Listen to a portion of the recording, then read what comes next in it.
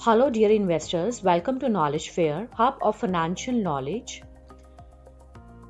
Friends, इस video में हम 2021 के जो नए टॉप के मिड कैप म्यूचुअल फंड्स हैं उसके बारे में बात करेंगे। इस वीडियो में हम जानेंगे कि मिड कैप म्यूचुअल फंड्स क्या होते हैं, मिड कैप म्यूचुअल फंड्स में हमें क्यों निवेश करना चाहिए और किन रीजंस की वजह से पिछले कुछ साल से मिड कैप म्यूचुअल फंड्स अच्छा परफॉर्म नहीं कर रहे थे, बट आने वाले सालों में काफी ज्यादा प्रॉमिसिंग कैटेगरी बन सकती है। कुछ फैक्ट्स की बात करेंगे on mid cap mutual funds, क्योंकि निवेशक यहाँ पर अपना मेहनत का पैसा मिड कैप म्यूचुअल फंड्स में लगा रहे हैं, तो उनके लिए ये जानना जरूरी है कि मिड कैप म्यूचुअल फंड्स क्या होते हैं। मिड कैप म्यूचुअल फंड्स में जितना भी पैसा इकट्ठा होता है उसमें से 65% पैसा फंड मैनेजर को मिड साइज्ड कंपनीज में लगाना होता है। मिड साइज्ड कंपनीज क्या होती हैं? स्टॉक मार्केट रेगुलेटर सेबी, जो स्टॉक मार्केट की एक्टिविटीज को क्लोजली वॉच करता है, उनके हिसाब से कंपनीज को रैंकिंग दी जाती है। लार्ज कैप कंपनीज को कुछ रैंकिंग दी जाती है, मिड कैप कंपनीज को रैंकिंग दी जाती है और स्मॉल कैप कंपनीज को दी जाती है।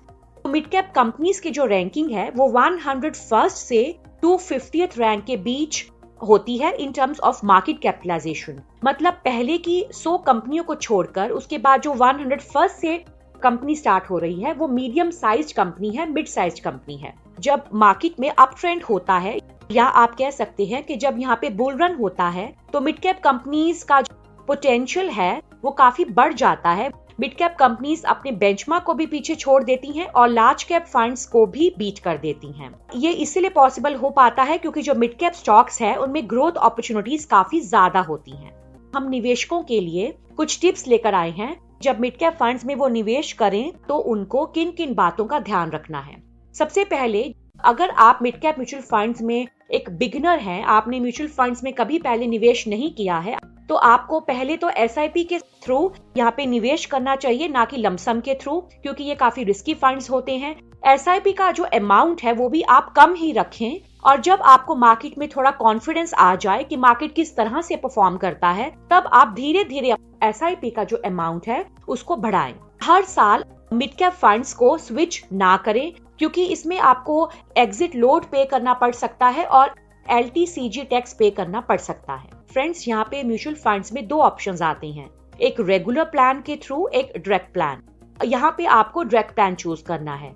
किसी भी साल अगर आपको लग रहा है आप बेटर परफॉर्मिंग फंड सेलेक्ट नहीं कर पाए हैं, तो यहाँ पे आप नए फंड में जब जाएं तो डायरेक्ट प्लान में जाएं और पिछले फंड में जो भी आपने पैसा निवेश किया है उसको रिडीम ना कराएं, सिर्फ उसमें से आप एग्जिट लें। एग्जिट आप यहाँ पे कैसे लेंगे? एसआईपी को स्टॉप करेंगे और जो इन्वेस्टेड अमाउंट है वो पुराने फंड में ही पड़ा रहने दें, ताकि वक्त के साथ वो ग्रो हो और आपको अच्छा रिटर्न दे। और अब जो आपने एसआईपी रोकी है उसको दूसरे फंड में न्यू एसआईपी के थ्रू स्टार्ट करें। इस तरह से आप पुराने फंड में से नए फंड में कदम रखें। फ्रेंड्स, अब हम बात करेंगे कि ऐसे क्या रीजंस रहे हैं कि मिड कैप फंड पिछले कुछ साल परफॉर्म नहीं कर पाए। सबसे पहला तो जो हमारा जीडीपी ग्रोथ था वो कुछ सालों से, पिछले 2-3 साल से नीचे जा रहा था, और दूसरा कारण है नोटबंदी, डीमोनेटाइजेशन, और तीसरा है goods and services tax implementation. In reasons की वजह से यहाँ पे मिड कैप फंड्स की परफॉर्मेंस पे काफी फर्क आया है। रेरा इम्प्लीमेंटेशन के बाद जो रियल एस्टेट क्राइसिस हुए थे उसकी वजह से भी इनके परफॉर्मेंस पे काफी असर आया है। पिछले साल 2020 में जब कोविड-19 हुआ है उसकी वजह से मिड और स्मॉल कैप कंपनीज पे काफी ज्यादा असर आया है, क्योंकि फ्रेंड्स मिड कैप्स के लिए पिछले 1 साल का जो परफॉर्मेंस था वो बहुत ज्यादा चैलेंजिंग रहा है। तो इस वजह से हमने इस वीडियो में पिछले 1 साल के रिटर्न्स को कंसिडर किया है। वो फंड्स जो खराब समय में अच्छा परफॉर्म कर रहे हैं तो अच्छे समय में तो अच्छा परफॉर्म करेंगे ही। कुछ अपडेट्स की बात करेंगे on mid cap funds, mid cap और स्मॉल कैप स्टॉक्स। मार्च 2020 में काफी नीचे स्तर पे थे, उससे इन्होंने काफी ज्यादा शार्प राइज लिया है, ऊपर गए हैं। एनालिस्ट का मानना है कि 2021 में लार्ज कैप फंड्स के जो रिटर्न्स हैं उनको पीछे छोड़ देंगे और अच्छे रिटर्न्स देंगे। अगर हम नेशनल स्टॉक एक्सचेंज के डेटा की बात करें, अकॉर्डिंग टू NCSE डेटा, जो निफ्टी मिड कैप 100 इंडेक्स का रिटर्न है वो 91% हो चुका है। मतलब मार्च 2020 में जो रिटर्न था उससे निफ्टी मिड कैप 100 इंडेक्स का जो रिटर्न है वो 91% रैली किया है, ऊपर गया है। निफ्टी स्मॉल कैप 100 इंडेक्स का जो रिटर्न है वो ऑलमोस्ट डबल हो चुका है with 113% in the same period. Nifty 50 का जो बेंचमार्क है उसमें 80% राइज हुआ है। अगर हम यहाँ पे YTD रिटर्न्स की बात करें, मतलब ईयर टिल डेट रिटर्न्स की बात करें, मतलब पिछले एक साल से स्मॉल कैप ने 18% गेन लिया है और मिड कैप ने 20% गेन लिया है। लार्ज कैप इंडेक्स जो है निफ्टी 50 उसने 11% जंप किया है। इसलिए फ्रेंड्स यहाँ पे जो रिटर्न एक्सपेक्टेशंस हैं लार्ज कैप यूनिवर्स से आगे जाकर कम देखने को मिल सकती हैं और स्मॉल और मिड कैप फंड्स में ज्यादा देखने को मिल सकती हैं। फ्रेंड्स, अगर हम पिछले एक महीने की भी बात करें तो उसमें S&P BSE mid cap index ने, जो मिड कैप कंपनीज का इंडेक्स है, 13.4% रैली किया है और SIP BSE सेंसेक्स इंडेक्स ने, जो लार्ज कैप बेस्ड इंडेक्स है, उसने 7.8% राइज किया है। इसलिए लार्ज कैप जो है वो 8 से 10% का रिटर्न दे सकते हैं। वहीं पर अगर आप सही मिड और स्मॉल कैप फंड्स को चूज करते हैं तो आपको यहाँ पर वो 20 से 30% का गेन दे सकते हैं। तो इस डेटा से हम जान पाए कि अगले 1-2 सालों में मिड और स्मॉल कैप्स लार्ज कैप से बढ़िया परफॉर्म करेंगे और हमें बेहतर रिटर्न देंगे। अगर यहाँ पे हमारी इंडिया की इकोनॉमिक रिकवरी जो है अगर वी शेप होती है तो ये मिड कैप कंपनीज के सेक्टर्स हैं काफी अच्छा परफॉर्म कर सकते हैं, जैसे auto components, consumer goods, engineering and capital goods and technology. Friends, इससे पहले हमने टॉप 4 बेस्ट म्यूचुअल फंड्स की बात की है ऑन चाइल्ड एजुकेशन और top 4 small cap mutual funds की बात की है ड्यूरिंग कोरोना कोविड-19। तो फ्रेंड्स, इन दोनों कैटेगरीज के जो टॉप के फंड्स हैं उनकी जानकारी लेने के लिए आपको डिस्क्रिप्शन बॉक्स में लिंक को क्लिक करना है और इन दोनों कैटेगरी के म्यूचुअल फंड्स की जानकारी जरूर लें, क्योंकि मिड कैप म्यूचुअल फंड्स बहुत ही ज्यादा रिस्की होते हैं। हम जानेंगे कि मिड कैप म्यूचुअल फंड्स में किस तरह के निवेशकों को निवेश करना चाहिए। वो निवेशक जिनका बहुत बड़ा रिस्क एपिटाइट है और जो लंबे समय में यहाँ बने रह सकते हैं, वो ही मिड कैप म्यूचुअल फंड्स को निवेश के लिए चूज करें।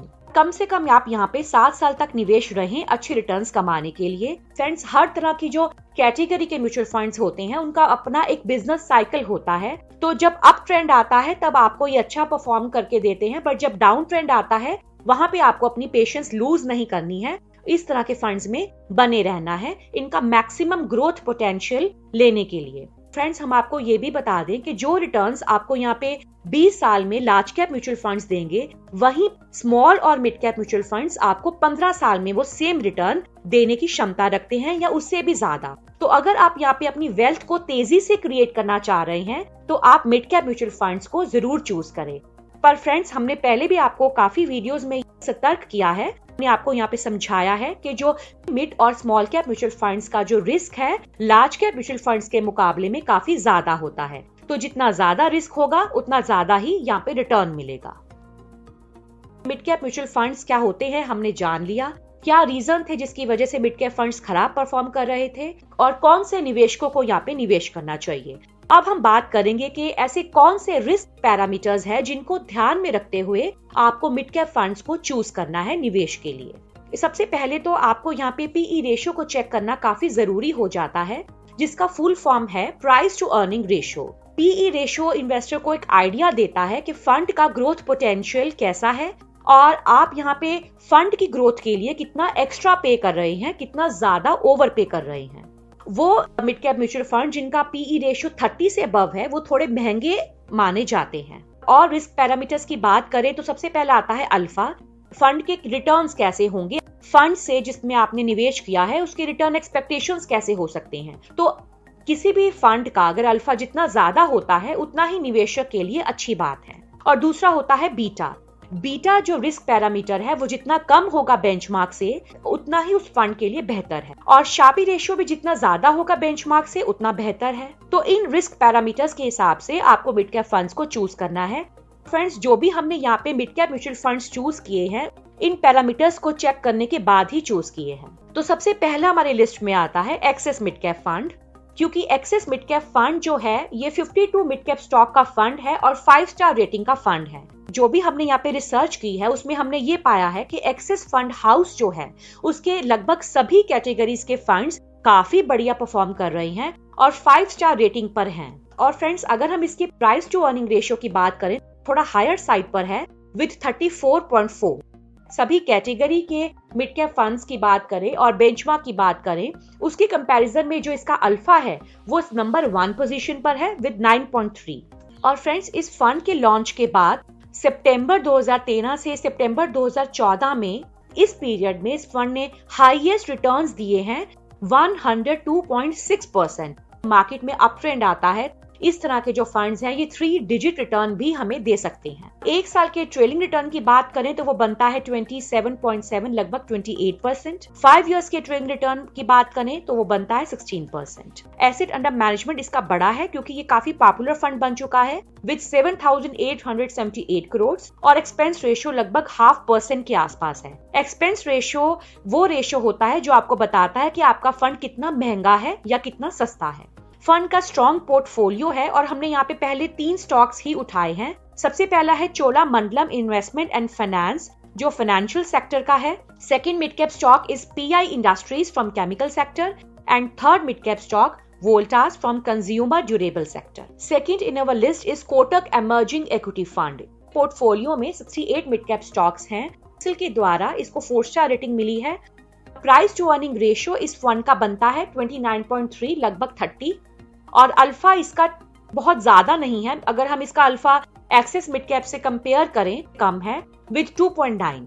जनवरी 2014 से जनवरी 2015 का जो इसका हाईएस्ट रिटर्न बनता है दैट इज 110.6%। एक साल का ट्रेलिंग रिटर्न बनता है 23.4 और 5 इयर्स का ट्रेलिंग रिटर्न बनता है 14.5, लगभग 15%। और एसेट साइज बनता है 8,654 करोड़।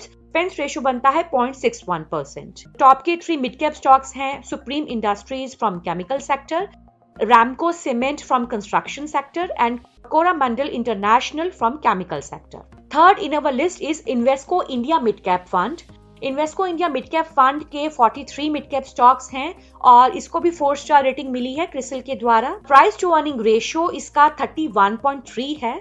अल्फा भी अच्छा है विद 4.3 और रिटर्न सिंस लॉन्च इस फंड ने सितंबर 2013 से 2014 के बीच हाईएस्ट रिटर्न दिया है 107.47। 1 ईयर का ट्रेलिंग रिटर्न बनता है 27%, 5 इयर्स का बनता है 14%। तो फ्रेंड्स, आप देखेंगे कि इन सभी फंड्स का 5-5 साल का जो रिटर्न है वो 1-1% से आगे है या पीछे है। एसेट अंडर मैनेजमेंट की बात करें तो वो बनता है 1,142 करोड़ और एक्सपेंस रेशियो बनता है 0.73%। जो इन्वेस्को फंड हाउस है वो बहुत ज्यादा अपने फंड्स की प्रमोशन नहीं करता है, इस वजह से भी जो इसके फंड्स हैं बहुत ज्यादा पॉपुलर नहीं हैं। टॉप के जो 3 स्टॉक्स हैं वो बनते हैं Coromandel international from chemical sector, बाल Krishna industries from automobile sector and third mid cap stock is Apollo hospitals from health care sector. Fourth in our list is PGIM mid cap opportunities fund. ये 47 mid cap stocks का fund है और इसने भी क्रिसिल से 4 star rating ली है। Price to earning ratio इसकी बनती है 24.7 और इसके वैल्यूएशंस के हिसाब से इसका अल्फा भी काफी सही है विद 6.66। मार्च 2014 और मार्च 2015 के बीच में इसने मैक्सिमम रिटर्न 60% का दिया है। पिछले 1 साल का ट्रेलिंग रिटर्न इसने बहुत ही बढ़िया दिया है विद 58%। 5 साल का ट्रेलिंग रिटर्न दिया है 13.2%। एसेट अंडर मैनेजमेंट इसका छोटा है विद 471 करोड़ और एक्सपेंस रेशियो इज 0.72%। टॉप के जो 3 स्टॉक्स है उसमें सबसे पहला स्टॉक इसका जो है वो टेक्नोलॉजी सेक्टर से है जिसका नाम है कॉरफोर्ज और सेकंड मिड कैप स्टॉक है ACC from construction sector and third one is Dixon Technologies from engineering sector.